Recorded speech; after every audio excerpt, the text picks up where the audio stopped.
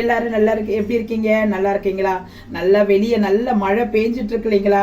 மழை பெஞ்சிட்டு இருக்கும்போது நல்ல சுட சுட ஏதாவது ஒரு முறு நல்ல கிறிஸ்பியா சாப்பிடணும் போல நம்மளுக்கு ஆசையா இருக்குது இல்லைங்களா? இப்போ கவலையை விடுங்க. இப்போ நான் அதுக்கு தான் நான் வந்து ஸ்பெஷலா ஒரு ஐட்டம் எடுத்து வந்திருக்கேன். என்ன தெரியுங்களா? இப்போ நம்ம செய்ய போறது ஒரு ஸ்பெஷல் ஸ்நாக்ஸுங்க. என்ன தெரியுங்களா?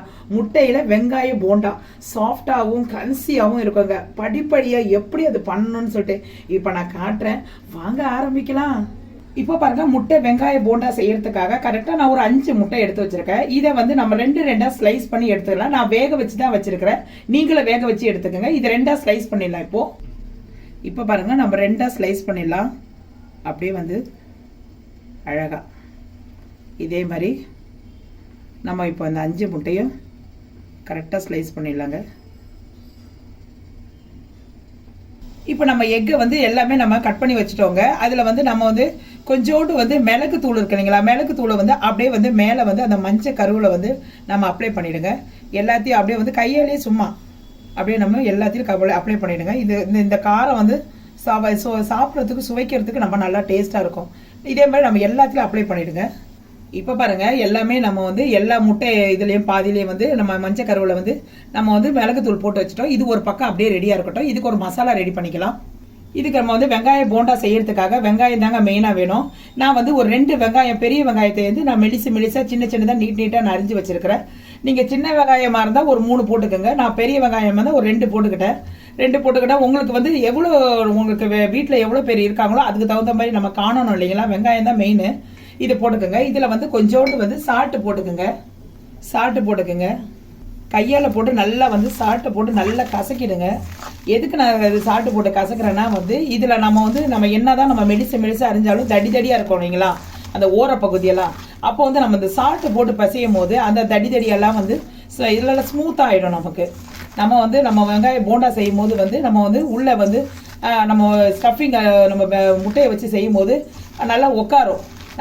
நல்லா முறப்பா இருக்காது. இதை பாருங்க, நம்ம சால்ட்டு போட்டனால வந்து அப்படியே பஞ்சு மாதிரி ஆயிடுச்சு பாருங்க. அதுக்கு தான் நம்ம உப்பு போடுறது. இதில் கொஞ்சோடு வந்து இஞ்சி வந்து சின்னதாக துண்டா அரிஞ்சு வச்சிருக்கேன். இஞ்சி போட்டுக்கோங்க. அதுக்கப்புறம் வந்து பச்சை மிளகாய் ஒரு 3 பச்சை மிளகாய், கொஞ்சோண்டு வந்து கொத்தமல்லி இதில் போட்டுக்கோங்க. அதுக்கப்புறம் கொஞ்சோண்டு வந்து கருவேப்பிலை போட்டுக்கோங்க.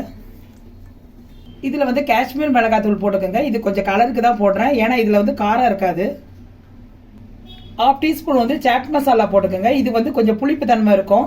உங்களுக்கு இந்த சாட் மசாலா இல்லாத பட்சத்தில் நீங்கள் என்ன பண்ணுறீங்க, கரம் மசாலா போட்டுக்கோங்க. இதில் பாருங்க, ஒரு 1/2 கப் வந்து கடலை மாவு போட்டுக்கோங்க. உங்கள்கிட்ட வந்து மைதா மாவு இருந்தாலும் போட்டுக்கலாம். அது நம்மளுடைய சாய்ஸ் தான். அது நான் கடலை மாவு போட்டிருக்கேன். இப்போ எல்லாத்தையும் சேர்த்து நல்லா மிக்ஸ் பண்ணிக்கோங்க. சாட் மசாலா, கடலை மாவு, நம்ம வந்து காஷ்மீர் மிளகாத்தூள் போட்டோம் இல்லைங்களா? எல்லாத்தையும் போட்டு நல்லா மிக்ஸ் பண்ணிவிட்டு நல்லா போட்டு கையில் நல்ல ஒரு அழுத்தம் கொடுங்க. நம்ம சாட் மசாலா எதுக்கு போடுறோன்னா, நம்ம என்னதான் நம்ம போண்டா சாப்பிட்டாலும் ஒரு லைட்டாக புளிப்பு தன்மை வந்தால் கொஞ்சம் டேஸ்ட் அதிகமாக இருக்குங்க. அதனால சரி, சப்போஸ் இல்லாத பட்சத்தில் நீங்கள் வந்து சரி இல்லைன்னு சொல்லிட்டு இதுக்குன்னு வாங்க வேணாம். கடையில் போயிட்டு நம்ம வீட்டில் இருக்கிற கரம் மசாலா, நம்ம கறி குழம்புக்கெல்லாம் ஆட் பண்ணுவோம் இல்லைங்களா? அதை போட்டுக்கோங்க. அதை போட்டுனா அதுவும் இன்னும் டேஸ்ட்டாக இருக்கும். இது வந்து கொஞ்சம் தண்ணி லைட்டாக ஊற்றிக்கலாங்க. ஏன்னா வந்து வெங்காயத்தில் ஆல்ரெடி தண்ணி இருக்குது. கொஞ்சம் லைட்டாக ஊற்றிக்கலாங்க. ஏன்னா இது பிறகு ஏன்னா நம்ம கையில் நம்ம நல்லா பிசைஞ்ச உருண்டை பிடிக்க வரணும். இது வரல இன்னும். அதனால் கொஞ்சம் லைட்டாக ஊற்றிக்கங்க. இப்போ நான் சொல்கிறேன் பாருங்கள், நான் காட்டுறேன் பாருங்கள். இதோ அவ்வளோதாங்க. கொஞ்சம் ஊற்றி அப்படியே பிசைஞ்சிங்க. இப்போ பாருங்கள், நல்லா நம்ம வந்து மிக்ஸ் பண்ணி வச்சுட்டோம். இப்போ வந்து கொஞ்சோண்டு மாவு எடுத்துங்க. கொஞ்சோண்டு வெங்காயம் எடுத்துக்கோங்க. வெங்காயத்தை இந்த கையால் இப்படி வச்சுக்கோங்க.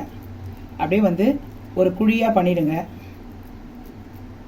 அப்படி கவுத்து போட்டு இன்னும் கொஞ்சம் வெங்காயத்தை வச்சு அப்படியே வந்து அப்ளை பண்ணிவிடுங்க. அவ்வளோதான். அப்படியே மூடி விட்டுருங்க. இந்த பாருங்கள், நான் உங்கள்கிட்ட காட்டுறேன் பாருங்கள். செம்ம சூப்பராக நல்லா அடிக்கிற குளிரில், நல்ல வெயில் அடிக்கிறதுல நம்ம முட்டை பஜ்ஜி தான் சாப்பிட்ருக்கோங்க. ஆனால் நம்ம வந்து முட்டையோடு நம்ம வெங்காய போண்டா சாப்பிட்டதில்லை இல்லைங்களா? இது ஒரு ஸ்பெஷலாக இருக்கும். புது ரெசிபியாக இது. அதனால் இதை நீங்கள் ட்ரை பண்ணி பார்த்துட்டு எப்படி வந்ததுன்னு சொல்லிட்டு கமெண்ட் செக்ஷனில் எனக்கு சொல்லுங்கள் ஃப்ரெண்ட்ஸ். இதை பாருங்கள். இதே மாதிரி நம்ம வந்து இதை என்ன பண்ணேன்னா, இதே மாதிரி ரெடி பண்ணி நம்ம தட்டில் வச்சுக்கிட்டு நம்ம எண்ணெயில் போடுறதுக்கு நல்லா வாட்டமாக இருக்குங்க. நான் ரெடி பண்ணி வச்சுட்டு உங்கள்கிட்ட நான் காட்டுறேன்.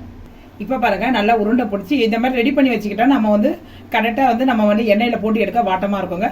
நம்ம ரெடி பண்ணிவிட்டோம். இப்போ போட்டு எடுத்துடலாம்.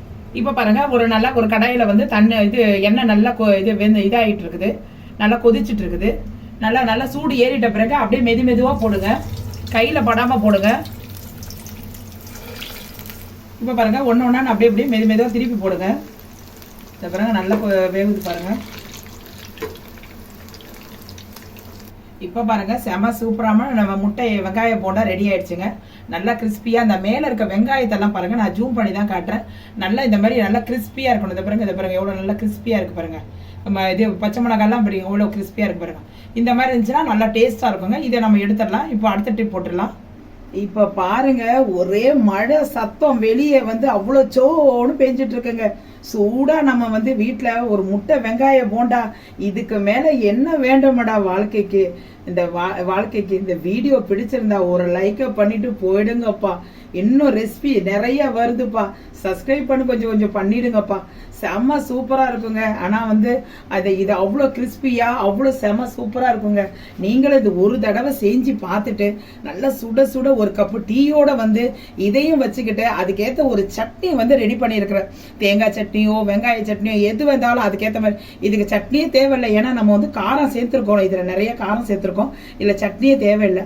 அதனால் நான் சட்னி இது ஒரு அடிஷ்னலாக வச்சுருக்கேன். நீங்கள் வேணாலும் தொட்டு சாப்பிட்றதுக்கு வாட்டமாக இருக்கும். இது உங்கள் முன்னாடி அந்த போண்டாவை நான் வெட்டி கட் பண்ணி காட்டுறேன். நீங்களே பாருங்களேன், உங்களுக்கே வாய் ஊறும் பாருங்களேன். இப்போ பாருங்க கட் பண்ணி காட்டுறேன்.